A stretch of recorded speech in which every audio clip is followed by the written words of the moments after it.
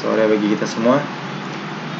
Kami dari kelompok akan menjelaskan tentang material requirement planning, dan saya sebagai salah satu dari anggota kelompok akan menjelaskan tentang introduction dari material requirement planning. Nah,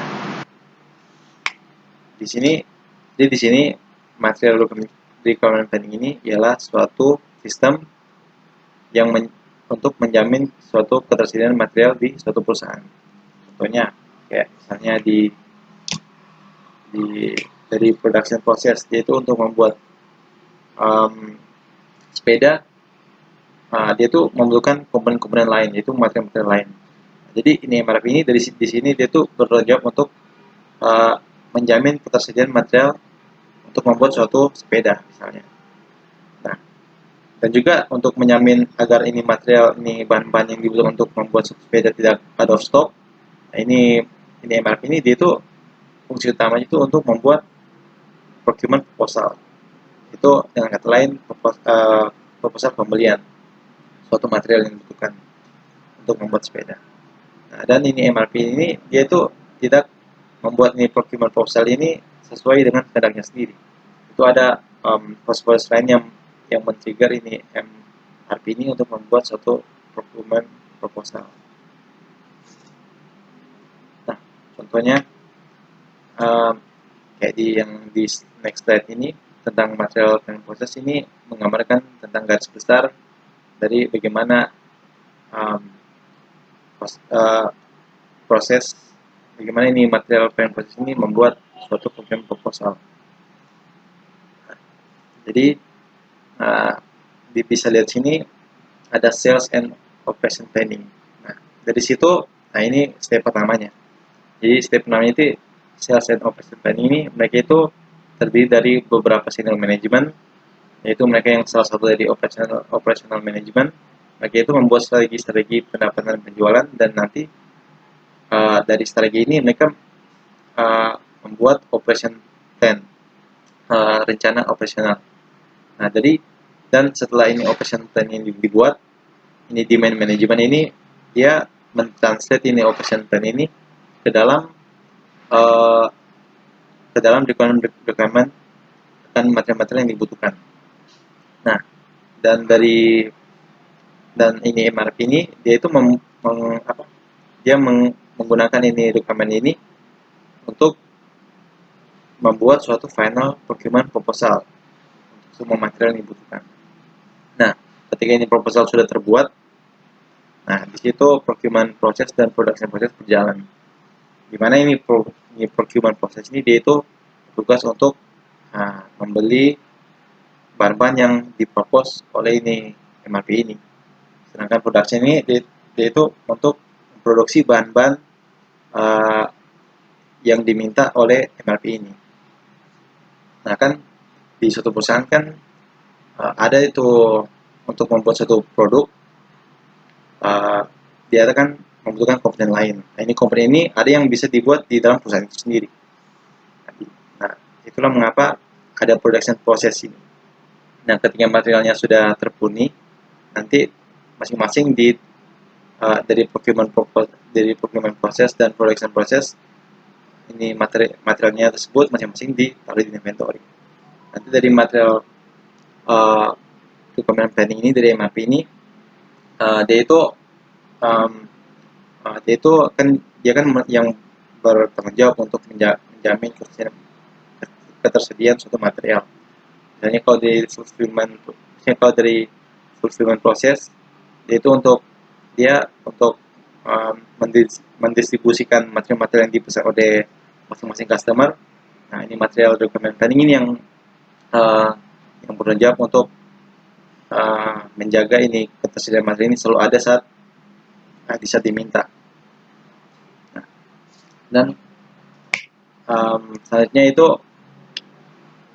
di MRP ini terdapat data-data yang berkaitan dengan MRP ini. Jadi di sini terdapat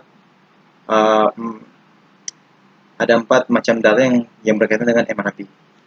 Itu yang pertama itu tentang bill of material, yaitu ya yang sudah dijelaskan di chapter 6 itu tentang bagaimana mendeskripsikan tentang uh, biaya dari tiap-tiap komponen untuk membuat suatu produk. Dan selanjutnya itu tentang data tentang production routing, itu um, itu data itu kayak satu dokumen yang di dalamnya terdapat list production operation untuk manufacturing produk, untuk pembuatan produk. Nah, yang selanjutnya itu ialah material master. Nah, di material master ini itu berisi semua material yang diperoleh, diproduksi dan disimpan di suatu perusahaan.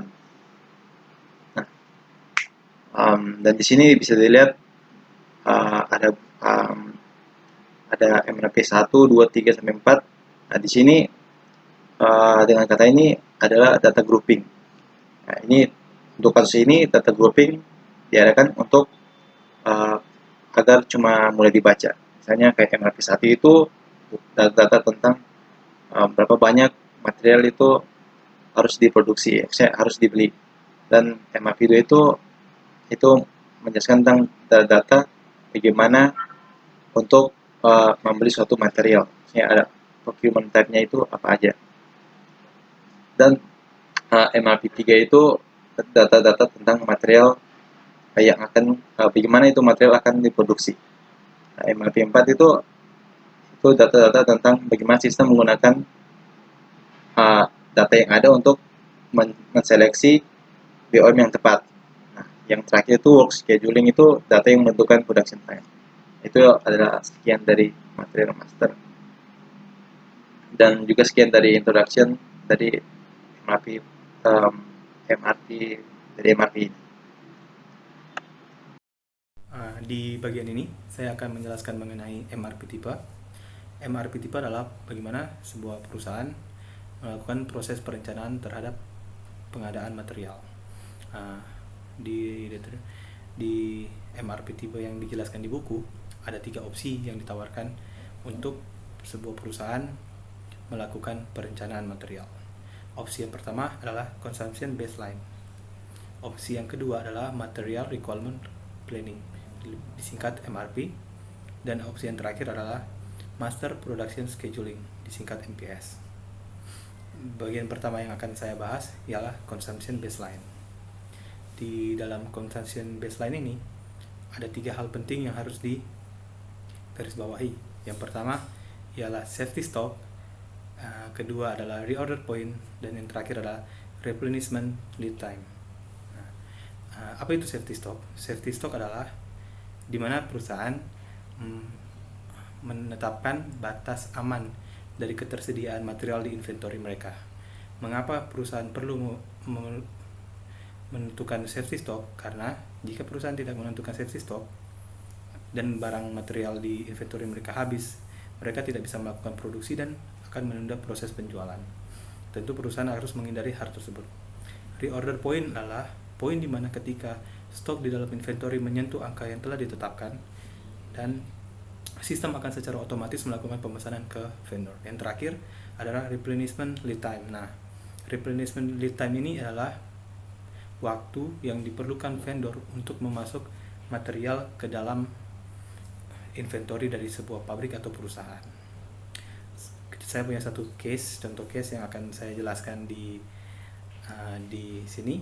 Teman-teman bisa lihat diagram 8.3 di halaman 273. Di diagram tersebut saya akan mengangkat sebuah case pabrik sepeda.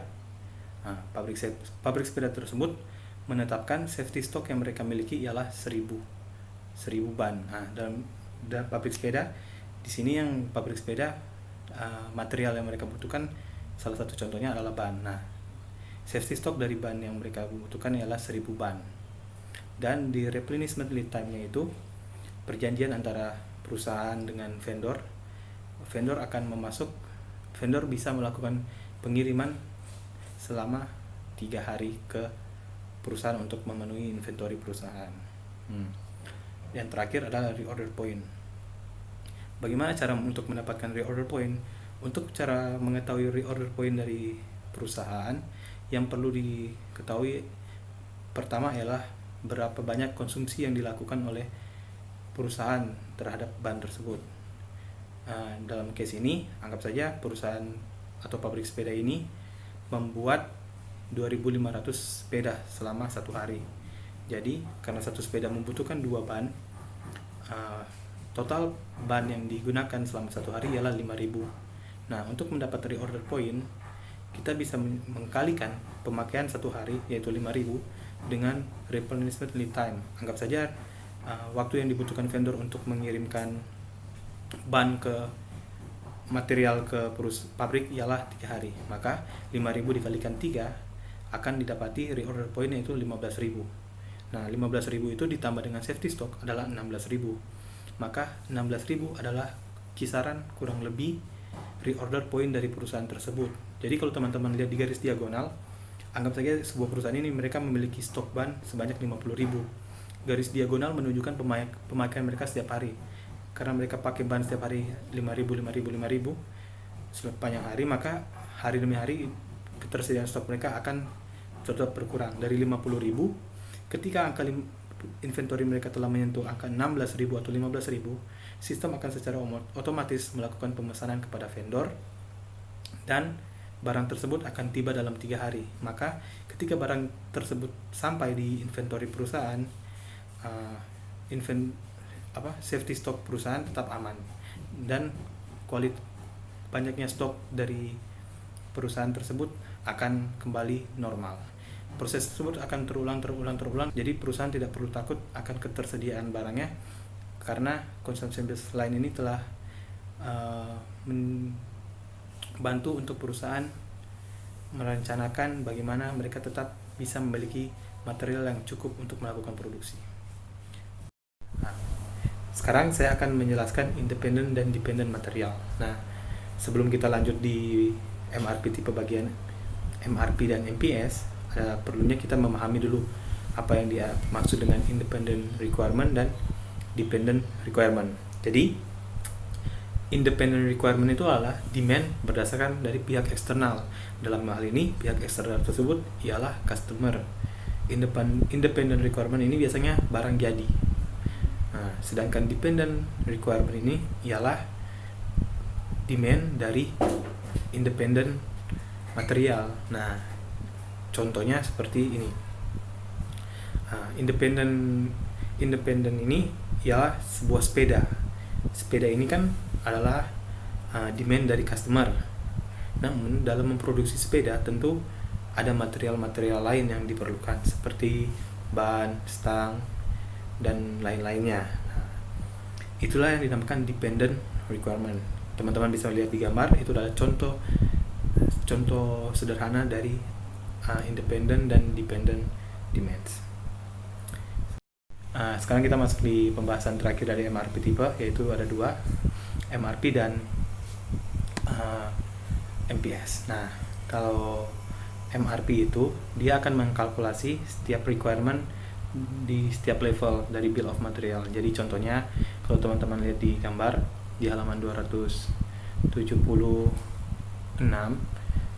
di situ teman-teman bisa lihat finished good itu adalah barang yang telah jadi. Contoh saja sepeda itu memiliki bill of material. Jadi bill of material di level pertama ada semi finish good 1, semi finish good 2, dan raw material. Semi finish good 1 dari sepeda itu memiliki juga bill of material. Itu akan ke bawah terus sampai semua komponennya tercakup. Nah, sistem yang akan teknik yang menggunakan MRP, dia akan mengkalkulasi setiap requirement dari level itu. Nah, sedangkan MPS hanya melakukan kalkulasi di level pertama saja, tidak sampai di komponen-komponen yang di bawah sekali. Itulah perbedaan dari MRP dan MPS. Sebenarnya ada tantangan dalam penerapan MRP ini di dalam sebuah sistem. Tantangannya bagaimana kalau sebuah perusahaan ini adalah memproduksi sesuatu yang membutuhkan komponen yang begitu banyak, material yang begitu banyak. Contohnya saja misalnya pabrik mobil atau BMW kita katakan di sini. Nah, tentu saja dalam memproduksi sebuah mobil diperlukan komponen yang begitu banyak.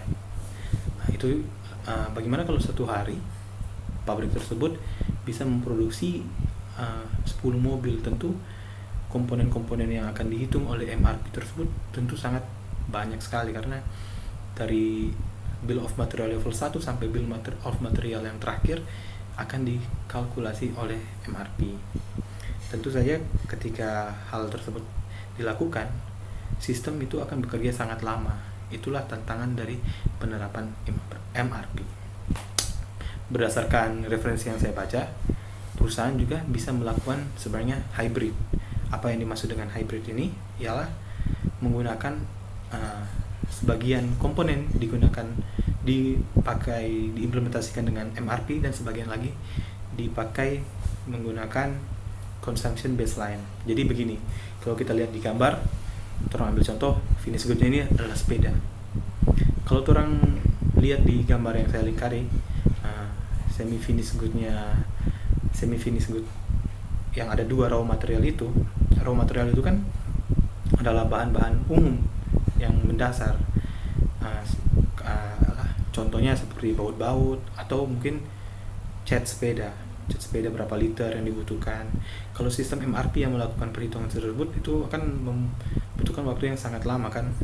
Lebih baik kita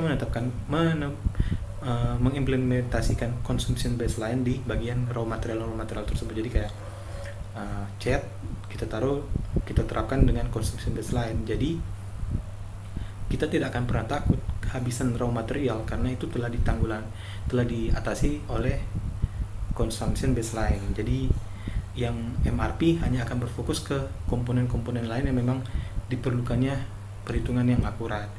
Jadi untuk raw material yang bagian umum seperti cat dan baut dan lain-lain itu bisa ditangani oleh consumption baseline, sehingga perusahaan bisa menghemat banyak waktu ketika melakukan hybrid. Demikian penjelasan saya mengenai MRP tipe. Penjelasan berikutnya akan dilanjutkan oleh teman saya. Baik, saya akan melanjutkan penjelasannya. Saya akan jelaskan adalah availability check group. Availability check group menentukan strategi yang digunakan sistem untuk menentukan apakah jumlah barang akan tersedia dalam waktu tertentu. Dan juga grup ini menginformasikan sistem akan elemen-elemen yang menentukan ketersediaannya. Metode yang paling terkenal, yang paling sering digunakan adalah metode available to promise, yang caranya adalah mempertimbangkan elemen-elemen yang mewakili supply and demand, atau dalam bahasa Indonesia pasokan dan permintaan untuk material. Elemen-elemen ini merupakan inventory, purchase requisitions, purchase orders, production orders, material reservations, safety stock, sales orders, dan lain-lain.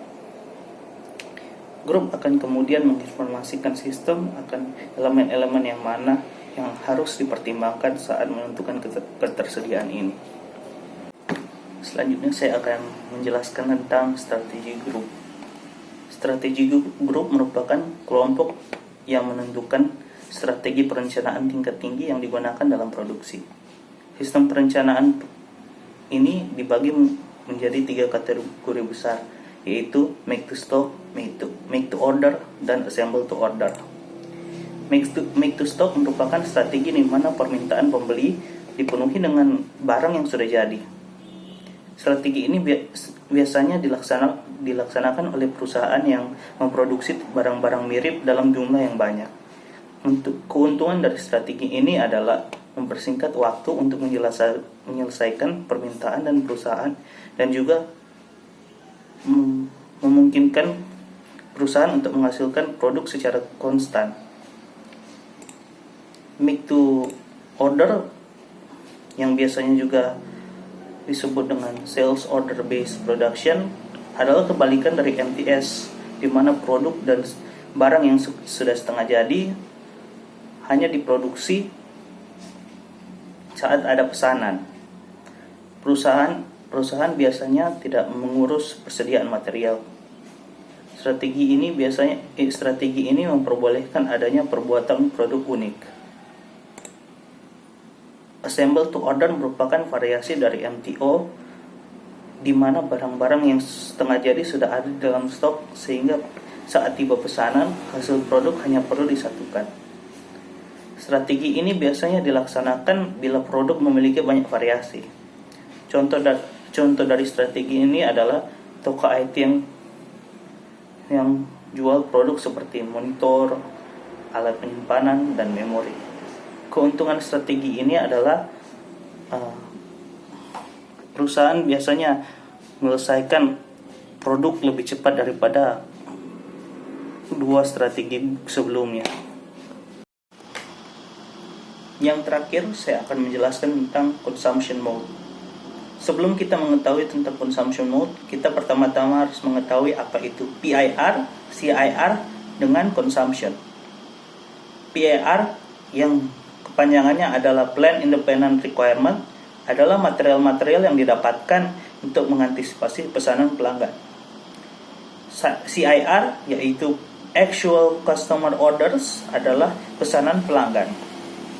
Saat CIR mengonsumsi PIR, jumlah PIR dikurangi oleh CIR. Proses ini disebut dengan consumption. Berikut ini adalah tabel dari consumption. Jika kita lihat pada example 1, di sebelum consumption, PIR adalah 50 dan CIR adalah 60. Dan kalau kita lihat setelah consumption, PIR adalah 0 dan CIR adalah 60. Ini berarti PIR sudah dikonsumsi oleh CIR, sehingga menjadi 0. Kalau kita melihat pada example 2, PIR adalah 50 dan CIR adalah 40. Setelah dikonsumsi PIR masih ada 10, karena 10 itu merupakan tambahan yang tidak dipakai oleh CIR. Sales orders diharapkan dapat mengonsumsi plan requirements. Di dalam beberapa strategi, procurement proposal yang dianjurkan oleh proses perencanaan material mempertimbangkan PIR dan CIR. Seperti strategi assemble to order yang menggunakan keduanya dan strategi MTS yang hanya mempertimbangkan PIR. Ketika PIR lebih daripada CIR, artinya ada penambahan dalam stok. Sebaliknya, ketika CIR lebih daripada PIR, artinya pesanan pelanggan melebihi persediaan yang telah direncanakan. Ketika CIR kelebihan, maka proses perencanaan menganjurkan procurement proposal tambahan untuk menutupi perbedaan. Cara CIR mengonsumsi PIR ditentukan oleh consumption mode. Itulah consumption mode. Consumption mode memiliki dua metode yang terkenal yang juga bisa digabungkan, yaitu backwards consumption dengan forward consumption. Backward consumption artinya PIR yang dikonsumsi adalah PIR yang ada sebelum pemesanan. Forward consumption adalah PIR yang dikonsumsi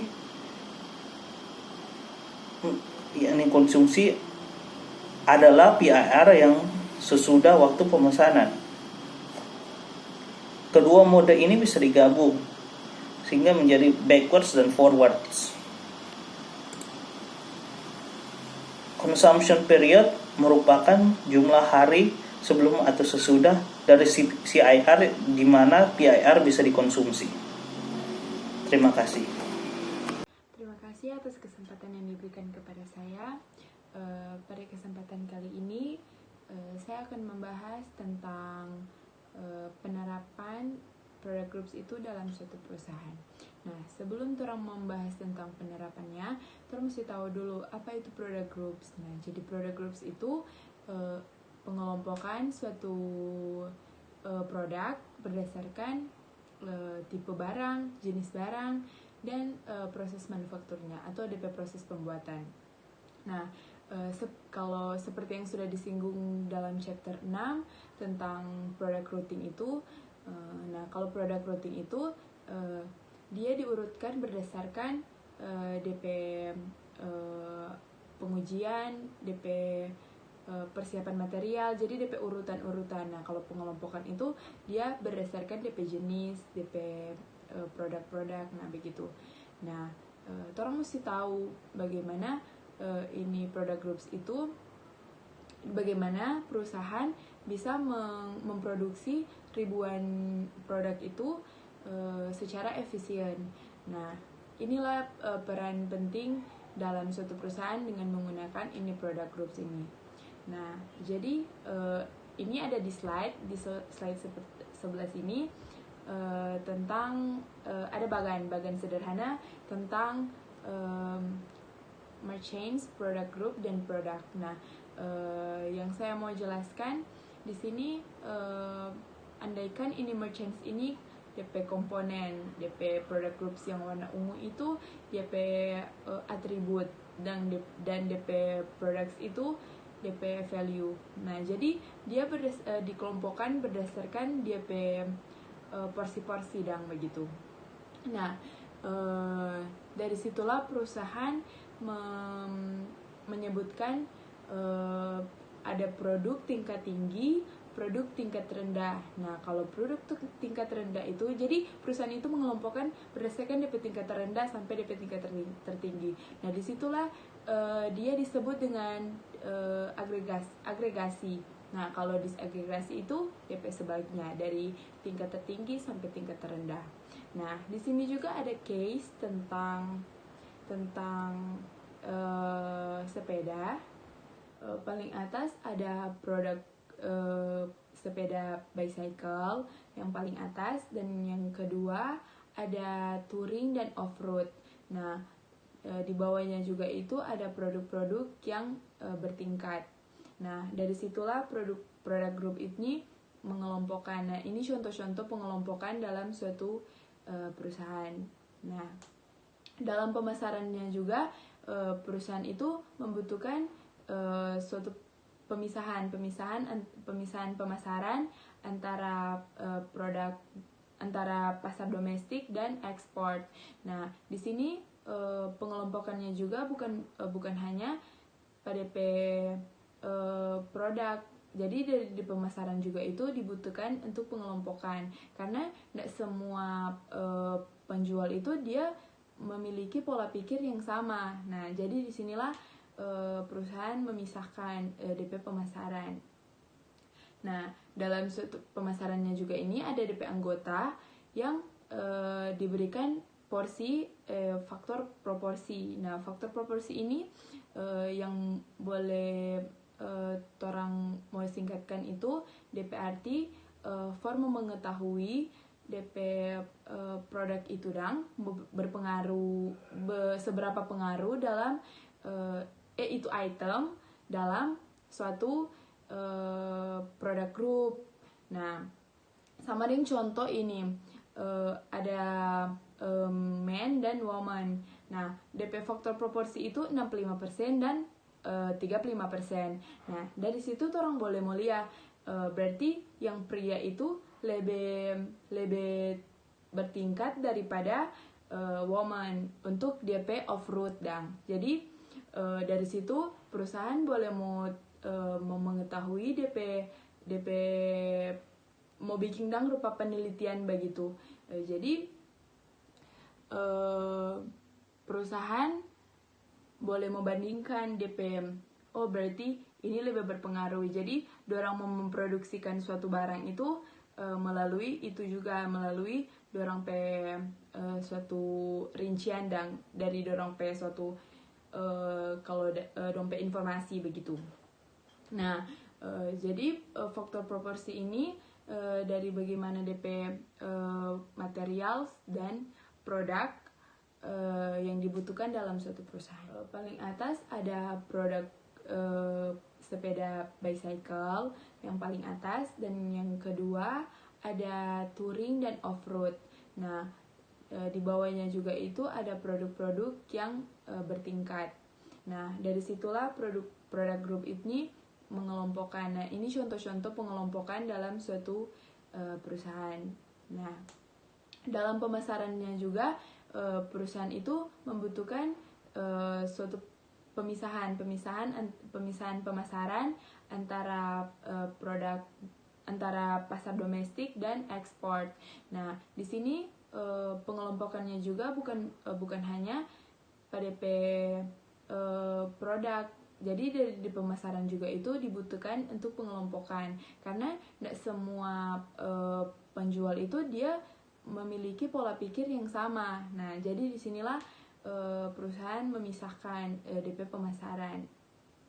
Nah, dalam suatu pemasarannya juga ini ada DP anggota yang diberikan porsi faktor proporsi. Nah, faktor proporsi ini yang boleh orang mau singkatkan itu DP arti for mengetahui DP produk itu berpengaruh seberapa pengaruh dalam itu item dalam suatu produk grup. Nah, sama dengan contoh ini ada man dan woman. Nah, DP faktor proporsi itu 65% dan 35%. Nah, dari situ orang boleh mulia berarti yang pria itu lebih bertingkat daripada woman untuk DP off road Jadi dari situ perusahaan boleh mau mengetahui DP mau bikin rupa penelitian begitu. Jadi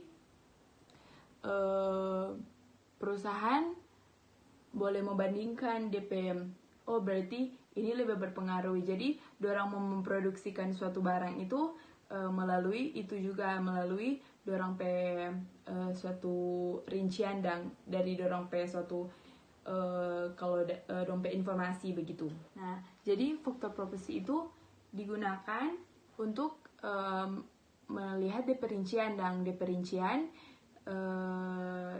for mendapat DP informasi begitu, DP informasi rincian. Nah, jadi jadi produk grup itu sangat berpengaruh dalam perusahaan itu bisa mengefisienkan suatu perusahaan untuk memproduksikan suatu produk begitu. Terima kasih. Ya, baik. Pada saat ini saya akan menjelaskan tentang SOP atau Sales and Operation Planning. Tapi sebelum itu, apa sih SOP itu? Nah, SOP ini atau Sales and Operation Planning ini adalah sebuah di mana proses untuk merevisi rencana bisnis dan mengkoordinasikannya dengan berbagai departemen. Jadi Sales and Operation Planning ini bisa dibilang adalah sebuah proses untuk membuat perencanaan strategi bisnis untuk suatu perusahaan, di mana ketika sebuah perusahaan membuat strategi bisnis, maka strategi ini akan dibahas oleh beberapa departemen agar perencanaan yang dibuat sesuai dengan tujuan atau goals dari perusahaan. Nah, departemen-departemen apa sih yang termasuk dalam pembuatan perencanaan ini? Nah, departemen yang termasuk dalam pembuatan perencanaan ini adalah Departemen Produksi, Departemen Engineering, Departemen Keuangan, dan bagian informan. Nah, di sini ada tujuan utama dari SOP.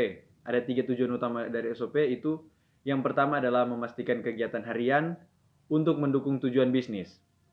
Jadi dengan adanya SOP ini bisa membantu kegiatan harian atau tujuan bisnis dari perusahaan supaya bisa tercapai. Yang kedua itu mengembangkan rencana untuk menghindari rintangan dan kerintangan kegiatan dan memastikan kelancaran. Jadi dengan adanya SOP ini perusahaan dapat membuat perkiraan kira-kira apa sih yang bisa menjadi penghalang bagi perusahaan dan juga untuk bisa memastikan kelancaran bagi perusahaan, rencana dari perusahaan ini. Nah, yang ketiga itu memberikan perencanaan ulang ketika ada hambatan.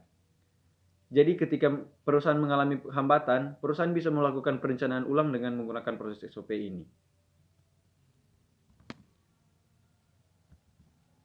Nah, di sini pasti akan timbul pertanyaan.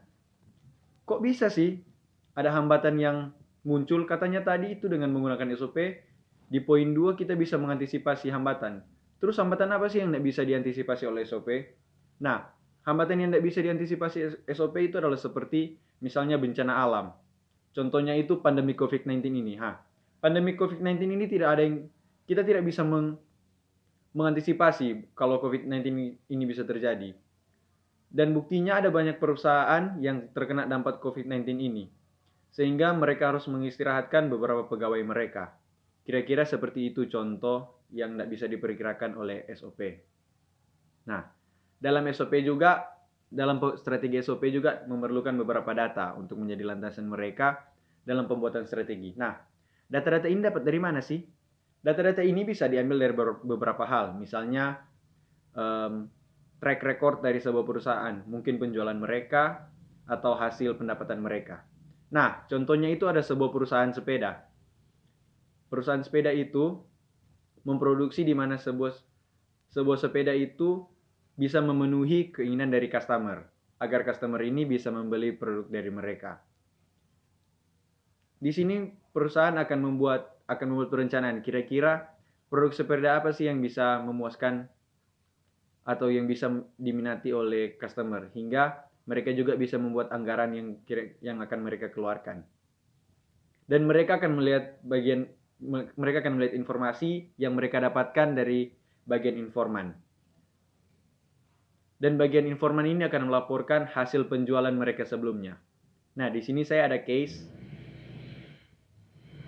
di mana contohnya itu ada sepeda A dan sepeda B. Nah, sepeda A ini banyak sekali diminati oleh perusahaan, di mana stok sepeda A ini selalu kehabisan dan selalu ditanya-tanyai oleh pelanggan.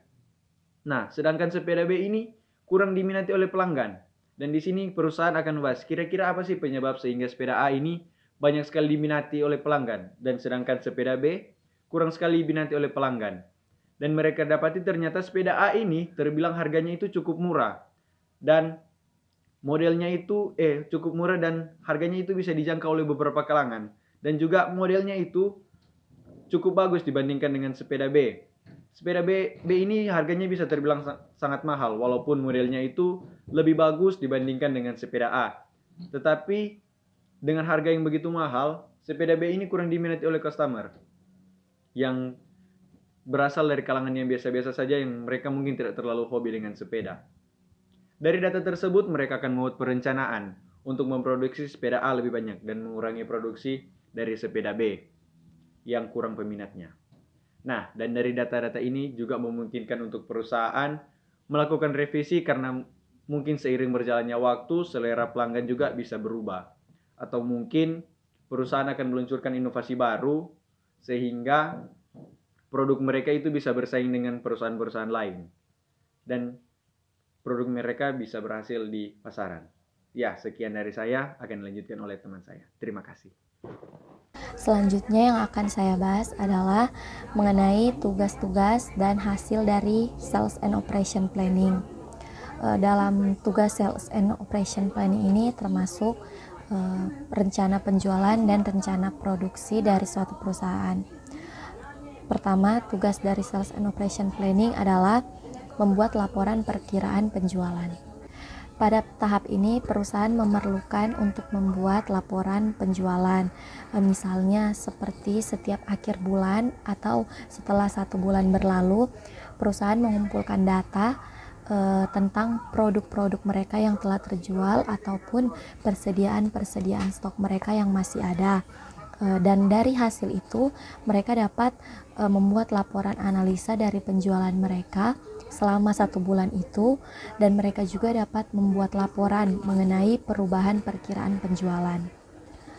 Dan maksud dari perubahan perkiraan penjualan ini, misalnya saya beri contoh, perusahaan ini menjual sepeda, dan ada tentunya sepeda ini ada berbagai macam tipe, dan ada satu tipe yaitu misalkan tipe sepeda gunung itu hanya dijual dalam stok yang sangat sedikit, maksudnya terbatas. Akan tetapi dalam laporan penjualan yang mereka dapat selama 1 bulan tersebut atau selama 1 bulan yang telah berlalu, sepeda gunung ini selalu menjadi produk tipe sepeda yang selalu habis terjual. Dan bahkan banyak customer yang selalu menanyakan mengenai adanya stok dari sepeda gunung ini. Nah, dari laporan tersebut perusahaan dapat membuat perubahan penjualan mereka, misalkan mengenai stok dari tipe sepeda gunung ini agar diperbanyak atau tipe-tipe sepeda lainnya yang akan mereka jual.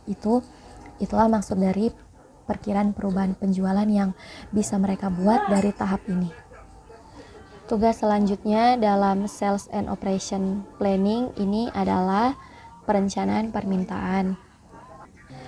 Dari tahap 1 atau tahap sebelumnya yaitu mengenai laporan penjualan, itu akan didapatkan hasilnya, dan hasil yang telah didapatkan dari tahap 1 sebelumnya itu juga akan didiskusikan, yang kemudian akhirnya akan mendapatkan pandangan yang baru untuk menghasilkan perubahan atau perkiraan manajemen yang baru untuk jangka menengah 1 tahun atau lebih. Jadi perencanaan permintaan ini hampir mirip dengan membuat laporan penjualan, akan tetapi laporan penjualan itu biasanya dilakukan setiap 1 bulan, dan untuk tahap ini itu mereka membuatnya untuk jangka menengah seperti 1 tahun atau lebih. Contoh yang menjadi perkiraan manajemen adalah perubahan harga yang akan terjadi. Maksud dari perubahan harga yang akan terjadi adalah dalam laporan penjualan di tahap yang sebelumnya telah dilakukan, jika ada stok produk yang tidak terjual sama sekali, itu akan dapat membuat perkiraan yang mungkin, seperti harga yang ditetapkan pada produk itu melebihi dari harga yang dicari oleh customer. Jadi dari kemungkinan itulah perusahaan akan dapat menetapkan harga yang mungkin akan mereka buat pada selanjutnya. Tugas selanjutnya atau tugas yang ketiga dalam Sales and Operation Planning ini adalah mengidentifikasi masalah yang terjadi dalam proses-proses yang dilakukan. Dalam tahap sebelumnya seperti perencanaan permintaan, memungkinkan akan terjadi adanya perubahan rencana, dan perubahan rencana ini mungkin saja terjadi jika ada permintaan yang melebihi kapasitas atau pasokan dari yang dimiliki perusahaan saat ini. Dan jika hal ini terjadi, perubahan rencana pun tentunya diperlukan, dan permasalahan ini akan dibawa ke pertemuan pertemuan yang mempertemukan antara bidang-bidang di perusahaan yang bersangkut paut dengan proses Sales and Operation Planning ini. Tugas selanjutnya atau tugas keempat dalam Sales and Operation Planning adalah pertemuan Sales and Operation Planning. Tujuan dari pertemuan ini adalah untuk membuat keputusan mengenai keseimbangan antara permintaan dari customer dan penawaran dari perusahaan. Seperti yang sudah saya bilang sebelumnya dalam tugas Sales and Operation Planning. Yang kedua adalah menyelesaikan masalah di mana terjadi perbedaan rekomendasi produk atau jenis produk dalam perusahaan. Yang ketiga adalah mengembangkan tindakan alternatif yang diperlukan. Jadi tentunya tindakan alternatif itu tidak hanya satu, tapi diperlukan tindakan alternatif lainnya jika terjadi kegagalan dalam tindakan sebelumnya. Jadi perusahaan memiliki tindakan alternatif lain dan tidak perlu mengulang semua prosesnya dari awal. Dan dalam pertemuan ini melibatkan berbagai orang dari bidang-bidang yang ada di perusahaan, seperti bidang pemasaran, bidang finansial, bidang produksi, dan juga bidang engineering. Tugas terakhir dari Sales and Operation Planning adalah pertemuan Sales and Operation Planning Eksekutif. Perbedaan pertemuan Sales and Operation Planning Eksekutif ini dengan pertemuan sebelumnya adalah pertemuan ini diadakan setiap bulan dan melibatkan eksekutif senior di perusahaan. Tujuan dari pertemuan ini adalah untuk membuat keputusan yang sah mengenai rencana penjualan dari produk-produk yang ada di perusahaan. Tujuan yang lain dalam pertemuan ini adalah untuk mengesahkan pengeluaran dari berbagai perubahan rencana permintaan seperti tingkat produksinya. Dalam tahap ini juga mereka akan meninjau layanan pelanggan dan kinerja dari perusahaan, dan semua hal yang mereka tinjau ini akan dijadikan informasi dari tahap 1 yang nantinya akan dipakai untuk perencanaan selanjutnya. Dan itulah tugas-tugas dari Sales and Operation Planning. Yang terakhir adalah outcomes dari Sales and Operation Planning. Outcomes dari Sales and Operation Planning adalah rencana produksi yang digunakan dalam rangkaian pembuatan produk yang dilakukan perusahaan agar perusahaan ini dapat terarah dengan baik dalam hal produksinya. Dan sekian mengenai hasil pembahasan Sales and Operation Planning. Pada saat ini saya akan menjelaskan tentang desegregation atau disegregasi. Di dalam disegregasi ini terbagi atas bagian dari triggers, data, task, dan outcomes. Tapi saat ini saya akan menjelaskan triggers, data, dan task. Nah, disegregasi ini adalah proses merubah hasil rencana menjadi jumlah yang harus diproduksi dalam setiap grup items. Nah, tujuan dari membuat disegregasi ini untuk dia ini membuat jadwal hidup produksi atau jadwal inti dari produksi tersebut. Dan perencanaan agregat ini dia ini merencanakan jumlah produk yang dia akan produksi secara keseluruhan. Nah, hal ini berguna apabila perencanaan tersebut diagregasi menjadi jumlah produk di masing-masing produk individu. Kita tahu bersama bahwa di dalam perusahaan produksi adalah bagian terpenting, dan maka sangat penting sebuah perusahaan harus memproduksi sesuatu itu dengan baik. Dan untuk melaksanakan produksi ini dan akan mencapainya dengan baik, melaksanakan fungsi-fungsi ini dengan baik, di dalamnya kita harus perhatikan sebagai berikut.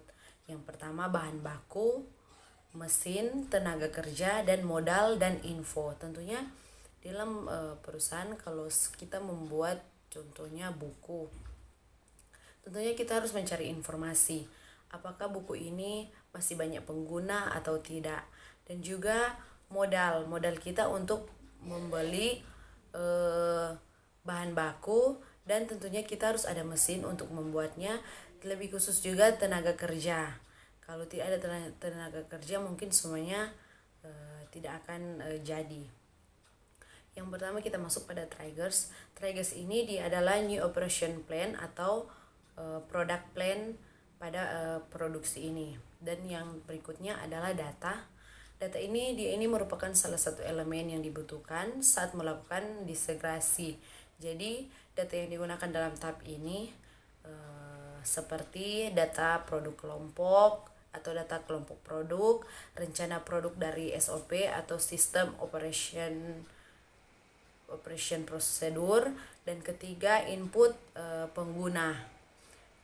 Sistem yang digunakan dalam data ini dia ini menggunakan faktor proporsi dari grup produk untuk menghitung disegregasi values. Dan setiap anggota grup tersebut, apa yang dimaksud dengan anggota grup ini adalah anggota grup yang lain berada pada tingkat terendah. Jadi pengguna memberikan parameter yang nantinya akan menentukan bagaimana rencana disegregasi atau rencana ini akan dipisahkan. Dan yang berikutnya kita masuk pada task. Task ini dia ini adalah tugas dalam langkah ini. Dia ini menerjemahkan rencana yang dihasilkan pada langkah SOP untuk produk, untuk sistem produk atau kelompok produk, di mana rencana SOP ini merupakan data yang diperlukan dalam disegregasi yang dijelaskan tadi sebelumnya, yang kemudian akan rencana materi ini yang terdapat dalam kelompok tersebut. Dan pemilihan dapat diselesaikan untuk seluruh hierarki atau tingkatan grup produk, atau bisa juga diselesaikan untuk beberapa tingkat hierarki. Maka tahap selanjutnya rencana produksi atau rencana penjualan ini kita sudah dapat diagregat atau kita dapat dipisahkan. Ada 3 langkah berikut pilihan untuk memisahkan rencana-rencana yang ada. Yang pertama, pisahkan rencana produksi ke satu atau lebih tingkatan atau turun ke tingkat material. Dan yang kedua, pisahkan rencana penjualan ke tingkat berikutnya dalam grup produk atau disegregasi plan ini adalah rencana penjualan untuk level selanjutnya dan akan digunakan untuk menghitung rencana produksi seperti yang dijelaskan tadi pada langkah SOP. Kemudian lanjut ke level material. Dan yang terakhir, pisahkan rencana penjualan ke tingkat bahan dan hitung rencana produk untuk setiap bahan. Kemudian terdapat PIR atau Plan Independent Requirements. Dalam PIR atau Plan Independent Requirements terbagi atas 3, yaitu Master Data, Operation Plan, dan User Input. Dalam Master Data terbagi juga atas 2, yaitu Product Groups dan Preparation Factors. Kemudian dalam Operation Plan terbagi atas 3, yaitu Sales Plan, Production Plan, dan Stock Level. Kemudian dalam User Input terdapat Distribution Parameters. Yang pertama dalam Master Data yaitu Product Groups. Product Groups yaitu di mana mereka mengelompokkan barang-barang yang akan mereka produksi berdasarkan material atau pengelompokan yang akan mereka buat. Kemudian Preparation Factor atau faktor produksi yang relatif tinggi dan murah dalam suatu biaya produksi dalam mereka memproduksi barang tersebut. Kemudian dalam Operation Plan terdapat Sales Plan. Sales Plan ini bisa juga disebut cara pemasaran mereka, bagaimana cara mereka menarik pelanggan atau pembeli agar jumlah permintaan yang mereka minta semakin meningkat. Kemudian stock level atau persediaan yang diadakan untuk memudahkan produksi untuk memenuhi permintaan konsumen atau pelanggan sehingga dapat meningkat. Kemudian user input atau terdapat disaggregation parameter. Disaggregation parameter merupakan ukuran dari dalam penelitian yang harus mereka perkirakan. Jadi mereka akan melakukan penelitian untuk mengetahui keinginan atau kebutuhan dari konsumen sehingga mereka dapat memproduksi barang dengan kemauan dari atau permintaan dari konsumen dan pelanggan, yang kemudian master data, operation plan, dan user input ini akan menjadi sebuah PIR atau plan independent requirements, yang data-data ini akan transfer ke demand management untuk mengambil keputusan yang selanjutnya. Kemudian contohnya saja di sini dalam outcomes, contohnya saja sepeda. Saat mereka ingin memproduksi sepeda, mereka harus membagikan dalam beberapa spesifikasi. Contohnya di sini mereka membagi dalam 2 tipe, yaitu touring dan off-road. Banyak 60% menyukai, 60% dari konsumen atau pelanggan menyukai sepeda untuk touring, sedangkan 40% lainnya menyukai yang off-road. Jadi kemudian mereka membaginya juga. Contohnya saja dalam off-road mereka membaginya menjadi 2, yaitu sepeda untuk wanita dan sepeda untuk pria. Yang dimana dalam off-road pria lebih meminati sepeda yang untuk off-road daripada wanita, sehingga dalam presentasi sini 65% dikalikan dari off-road dari jumlah produksi dari total produksi yang akan mereka lakukan, yaitu 1100 unit, kemudian dibagi menjadi 40% sehingga mendapatkan hasil 440, dan kemudian 65% pria dikalikan dari 440 itu sehingga mendapatkan 286 unit sepeda off-road yang harus diproduksi. Kemudian contohnya juga di sini seperti touring 60%. Mereka membaginya menjadi deluxe dan profesional. Kemudian dibagi juga menjadi warna hitam, silver, dan merah, sehingga mereka dapat mengetahui jumlah yang harus mereka produksi sehingga mereka tidak mengalami kerugian dan produksi mereka akan semakin meningkat. Kemudian juga terdapat planning data at products group level, atau dari data-data yang sudah mereka kumpulkan, mereka akan membuat material-material berdasarkan kelompok yang sudah tadi mereka jelaskan, contohnya untuk off-road atau touring. Kemudian disintegration seperti tadi, dalam disintegration parameter ketika mereka melakukan penelitian, mereka sudah mengetahui berapa persentase yang harus mereka kerjakan dalam satu produksi.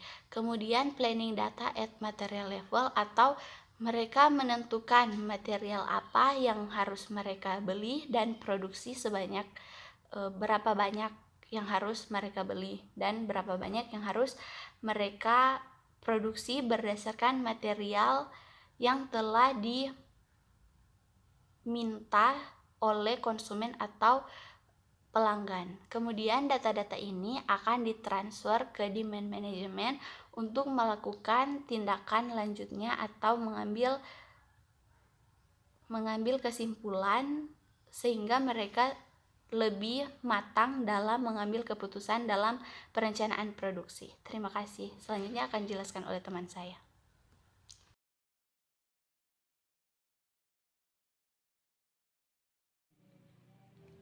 Saat ini kita masuk dalam materi demand management. Apa itu demand management?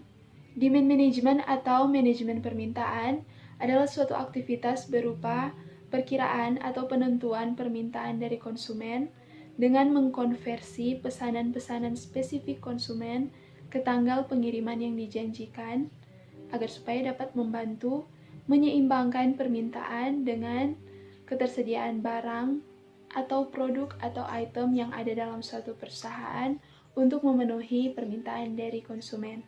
Nah, jadi secara sederhana, demand management ini digunakan oleh perusahaan untuk membantu menggambarkan, memperkirakan, memprediksi, atau meramalkan permintaan dari konsumen. Nah, dari perkiraan tersebut, suatu perusahaan dapat merencanakan strategi untuk memenuhi kebutuhan atau pesanan dari konsumen agar supaya ada keseimbangan antara permintaan dari konsumen dengan ketersediaan barang yang ada dalam suatu perusahaan. Nah, demand management ini dapat digunakan untuk mengelola permintaan.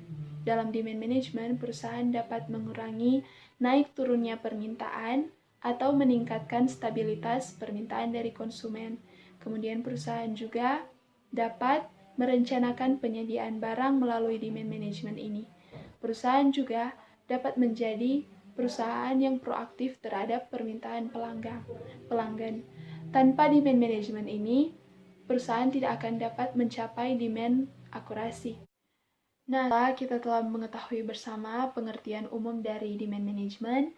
Saat ini saya akan membahas materi demand management berdasarkan textbook yang diberikan. Nah, dalam materi demand management berdasarkan textbook ini, demand management berfungsi untuk menghitung revisi PIR atau Plan Independent Requirement dari material menggunakan PIR dari SOP, kemudian ada CIR, ada data dari material master, dan berbagai proses lainnya. Nah, dalam demand management ini, berdasarkan gambar yang ada dalam textbook, ada 4 proses, yaitu triggers, data, task, dan outcomes. Nah, saat ini saya akan membahas tentang triggers atau pemicu. Dalam triggers ini dituliskan change in PIR from SOP after disaggregation, atau mengubah dalam PIR dari SOP setelah disagregasi. Nah, setelah dirubah ke dalam PIR, kemudian ada proses data. Dalam proses data ini ada organizational data, ada master data, ada transaction data, ada user input, ada PIR, dan ada CIR. Nah, kita masuk ke dalam data. Dalam data ini menggunakan requirement data dari SOP, kemudian ada pemenuhan proses, dan juga menggunakan planning strategy ditetapkan dari strategi group yang ada dalam material master. Nah, berdasarkan gambar yang ada dalam textbook, ketika suatu perusahaan ingin membuat revisi PIR, dibutuhkan organizational data, master data, transaction data, dan SOP. Saat ini saya akan membahas dimulai dari organizational data. Organizational data adalah gambaran karakteristik dari suatu perusahaan dan juga proses internal dan perilaku dalam suatu perusahaan. Dalam organizational data ini ada plan dan storage location. Nah, plan ini adalah fasilitas yang ada dalam suatu perusahaan. Dapat berupa gedung, tanah, bangunan, peralatan, perabotan, dan segala sesuatu yang berkaitan dengan mesin produksi untuk membuat suatu produk dalam suatu perusahaan. Kemudian ada storage location atau tempat penyimpanan. Nah, tempat penyimpanan ini tentu saja merupakan tempat penyimpanan material di suatu perusahaan. Kemudian ada master data. Seperti yang kita telah ketahui bersama, master data merupakan data utama yang harus dibuat dengan benar agar supaya transaksi dapat dilakukan. Dalam master data ini terdapat material master, yaitu berisi informasi tentang semua kegiatan dari perusahaan, mulai dari produksi, penyimpanan, dan penjualan yang telah dilakukan oleh suatu perusahaan, agar perusahaan tersebut dapat mengambil data secara spesifik dari material master ini. Kemudian ada transactional data. Dalam transactional data ini ada CIR dan MRP elements. Nah, CIR itu adalah actual customer order atau pesanan pembeli. Nah, CIR ini mengonsumsi PIR untuk menyelesaikan order. Nah, kemudian ada MRP elements atau Material Requirement Planning Elements. Ada 8 elements, yaitu yang pertama Master Production Schedule atau penjadwalan produksi. Yang kedua ada Bill of Materials atau BOM, daftar lengkap item yang dibutuhkan untuk produksi. Kemudian yang ketiga ada Inventory Records atau persediaan di tangan dan cadangan. Kemudian lead time, yaitu waktu yang diperlukan untuk delivery pesanan. Kemudian yang kelima ada capacity planning, yaitu memastikan kapasitas memadai. Yang keenam ada purchasing atau procurement, yaitu bahan dari pemasok. Dan yang terakhir, yang ketujuh ada shop floor control, yaitu pesanan yang dibuat harus tepat waktu. Kemudian yang terakhir ada SOP atau Standard Operating Production. SOP ini adalah standar atau acuan untuk melakukan proses bisnis. Nah, dalam SOP ini ada PIR, yaitu Plan Independent Requirement. Secara sederhana memiliki definisi sebagai kebutuhan atau materi atau barang yang sudah direncanakan untuk tiba pada waktu tertentu. Nah, itulah proses atau berbagai hal yang dibutuhkan untuk revisi PIR, dan selanjutnya mengenai tes dan outcomes akan dijelaskan oleh teman saya. Selanjutnya, task. Tugas utamanya adalah membuat pierce yang direvisi untuk material. Jadi DP tugas itu membuat itu pierce yang direvisi dan for itu material. Terus yang kedua, prosedur mana yang akan digunakan perusahaan untuk menghitung requirements berdasarkan rencana strategi yang ditentukan oleh kelompok di material master. Jadi DP strategi produksi itu strategi perencanaan produksi menentukan apakah DP produksi ini dipicu oleh persyaratan independen yang sudah direncanakan di MTS atau make to order. Make to order itu adalah untuk membuat suatu produk akhir untuk disimpan, dan kebutuhan konsumen nanti akan diambil dari persediaan barang yang sudah kita simpan di gudang. Contoh seperti barang-barang konsumsi atau persyaratan pelanggan MTO atau make to stock. Jadi make to stock itu untuk pelanggan supaya dapat membeli produk yang sesuai dengan spesifikasi mereka atau keinginan dari pelanggan sendiri. Atau jika interaksi keduanya, jenis kebutuhan mempengaruhi proses perencanaan melalui konsumsi. Selanjutnya, demand management dilakukan secara otomatis oleh sistem ERP. Jadi, demand management itu sudah diolah otomatis menggunakan ini sistem ERP. Jadi, kita tidak perlu lagi untuk mengolah demand management ini secara manual karena sudah ada sistem ERP. Selanjutnya, controller MRP memantau hasil menggunakan berbagai laporan dan disesuaikan dengan kebutuhan. Misalnya, jika proses menggunakan file merencanakan strategi dan konsumsi, maka perubahan penjadwalan mungkin diperlukan saat ada persyaratan dari pelanggan yang baru. Itu dengan strategi perencanaan MTO sendiri atau make to stock. Terus MRP controller itu harus memantau persediaan atau inventory bahan atau barang yang disimpan karena biasanya pesanan pelanggan itu muncul pada interval yang tidak dapat kita prediksi atau tidak dapat kita duga. Yang selanjutnya adalah outcomes. Yang pertama, peers untuk setiap material termasuk ke dalam perencanaan. Jadi DP peers for DP material itu termasuk ke dalam DP perencanaan. Yang kedua, peers mewakili persyaratan untuk material khusus dengan jumlah dan tanggal yang spesifik.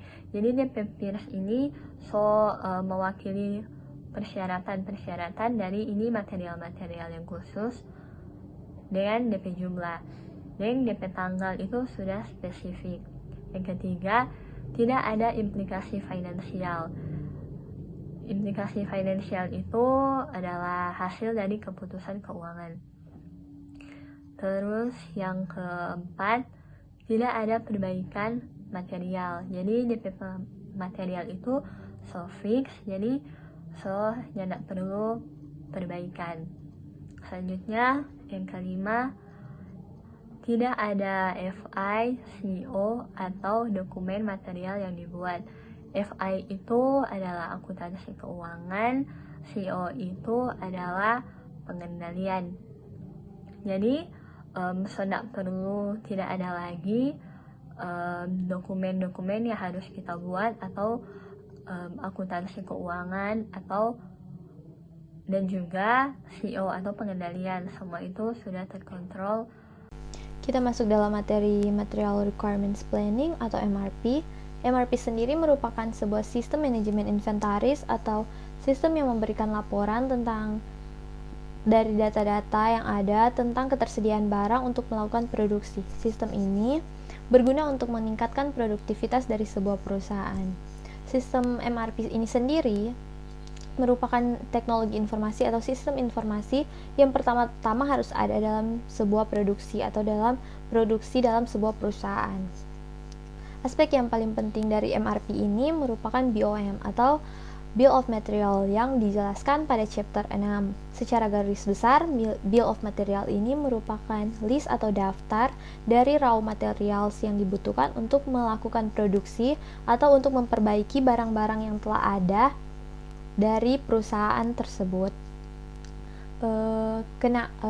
MRP ini didesain untuk menjawab 3 pertanyaan di bawah ini. Yang pertama ada what is needed, apa yang dibutuhkan, barang-barang atau raw materials apa saja, alat-alat apa saja yang dibutuhkan untuk melakukan produksi. Yang kedua, berapa yang dibutuhkan, berapa banyak raw materials atau alat-alat yang dibutuhkan untuk melakukan sebuah produksi dalam perusahaan. Dan yang ketiga adalah kapan dibutuhkan, when is it needed. dalam melakukan sebuah produksi pasti akan ada barang-barang yang memiliki batas waktu dalam pengolahannya. Jadi dalam MRP ini kita akan menentukan kapan barang ini dibutuhkan, dan ketika barang ini dibutuhkan pasti barang itu sudah ada karena telah direncanakan atau telah dimasukkan dalam list perencanaan dari MRP.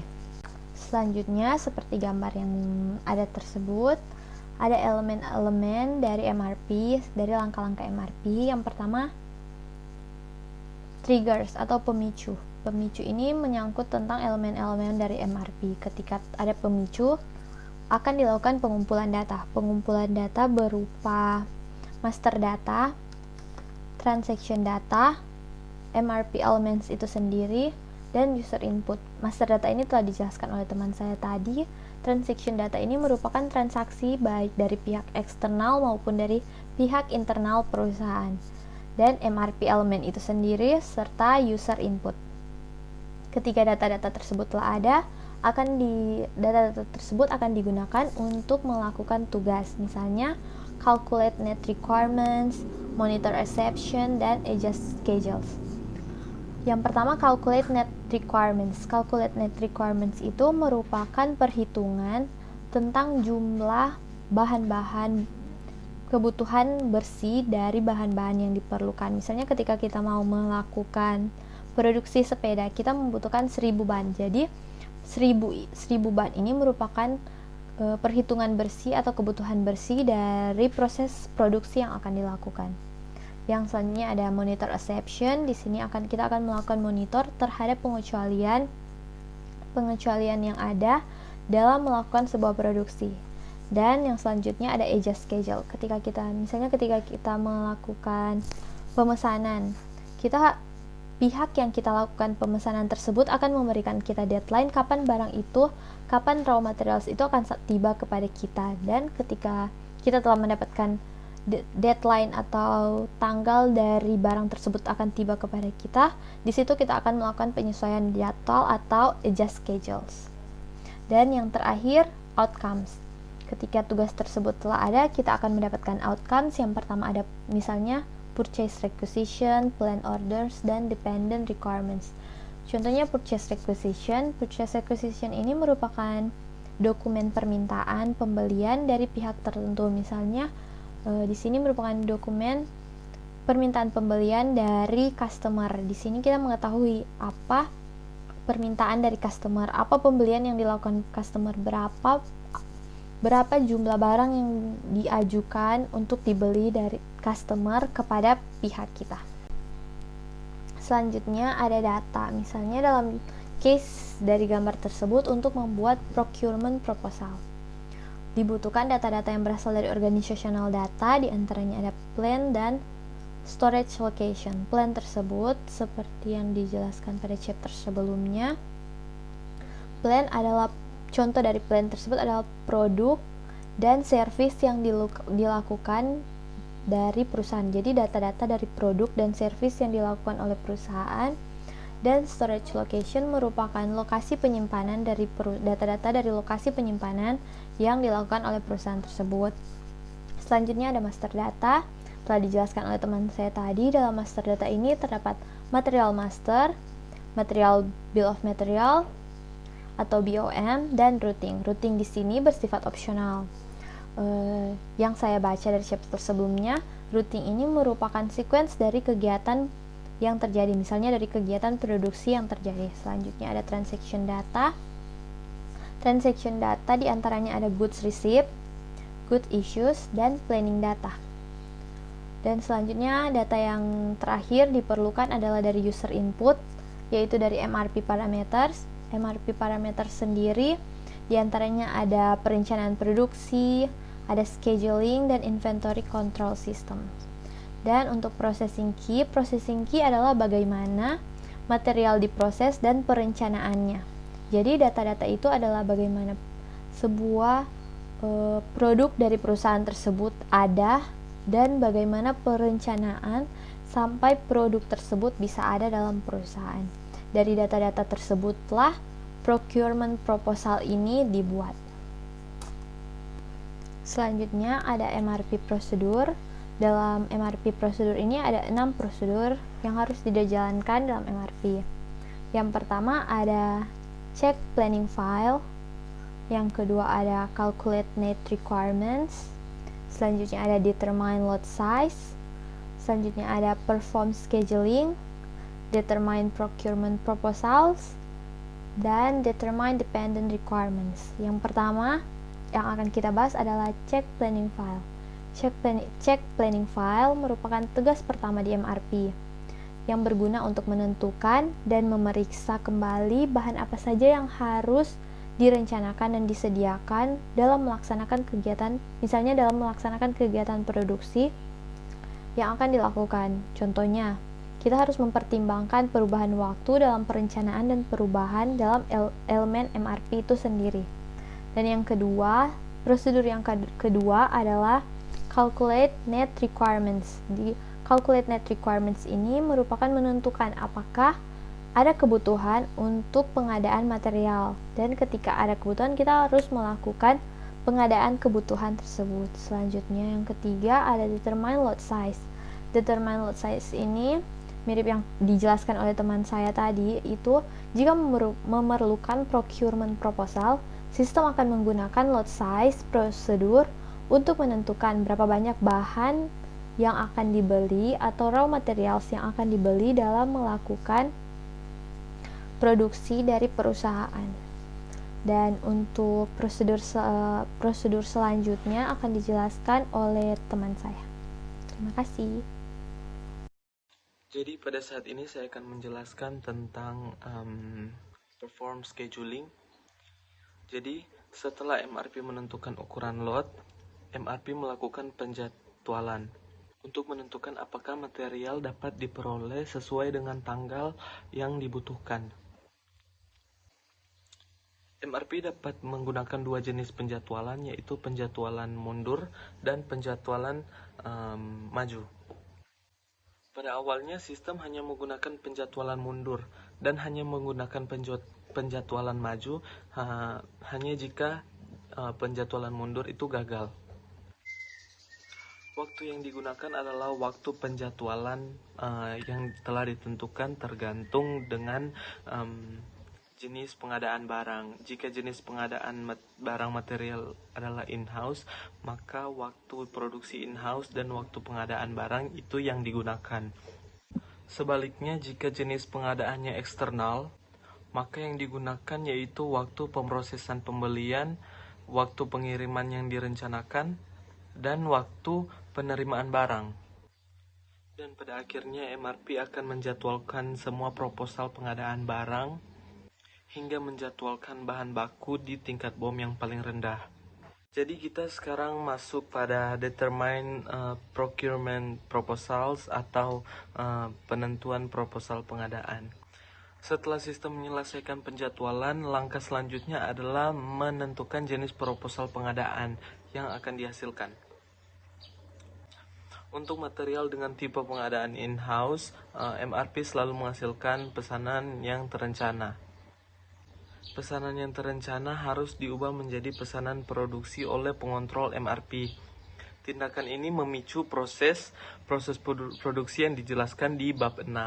Jadi DP penjelasan ada di bab 6. Dan untuk pengadaan material secara eksternal itu ada 3 opsi, yaitu opsi pertama adalah sistem membuat daftar permintaan pembelian. Yang kedua adalah sistem pembuat pesanan terencana, yang kemudian diubah secara manual atau diekstrak menjadi daftar permintaan pembelian. Keuntungan dari membuat pesanan yang direncanakan yaitu memberikan kontrol yang lebih kepada pengontrol ERP atas proses perencanaan.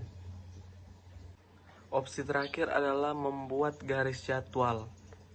Pilihan ini sangat relevan jika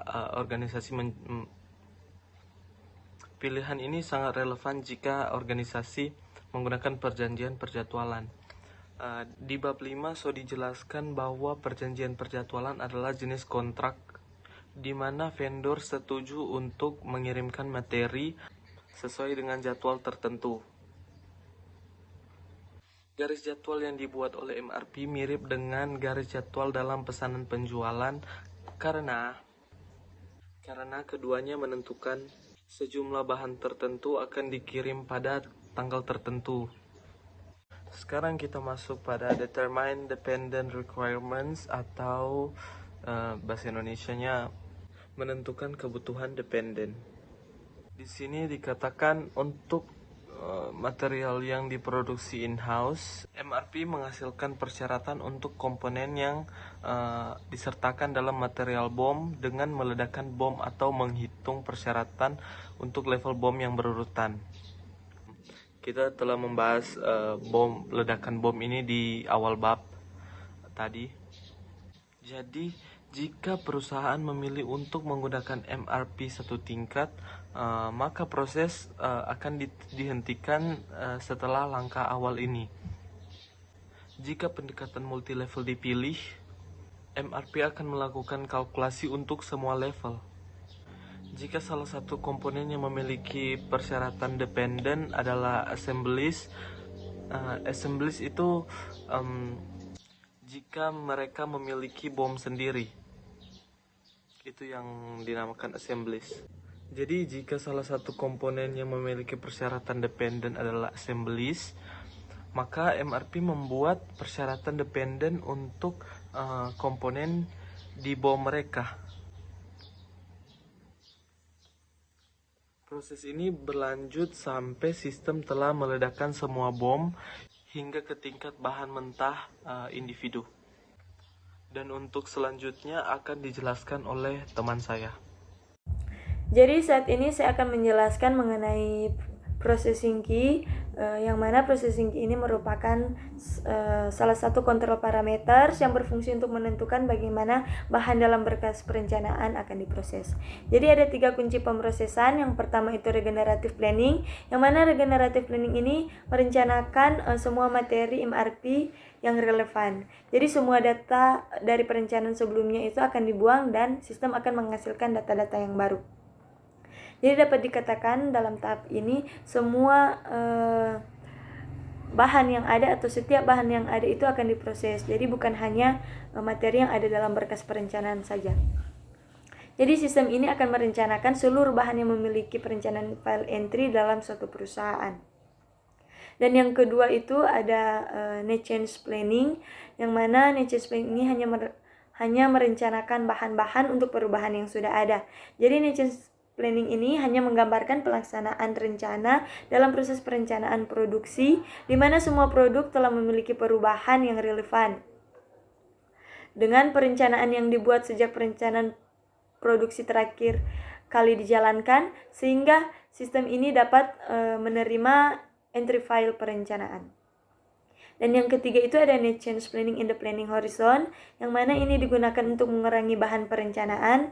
Dalam sistem ini akan merencanakan materi yang memiliki perencanaan entry file setelah MRP sebelumnya berjalan dalam jangka waktu horizon.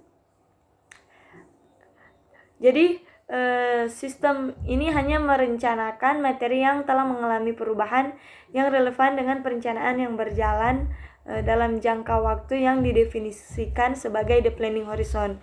Jadi contohnya ketika kita akan melakukan suatu perubahan dan kita memberikan jangka waktu selama 100 hari, maka sistem akan mempertimbangkan bahan apa saja akan mengalami perubahan yang berhubungan dengan MRP dalam jangka waktu 100 hari saja.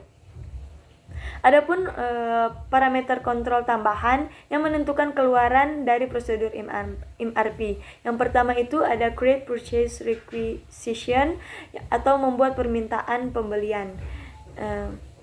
Create purchase requisition ini menentukan apakah MRP ini selalu menciptakan permintaan pembelian untuk bahan-bahan yang sudah diproses secara profesional maupun menciptakan perintah yang direncanakan. Dan yang kedua itu ada delivery schedule atau jadwal pengiriman.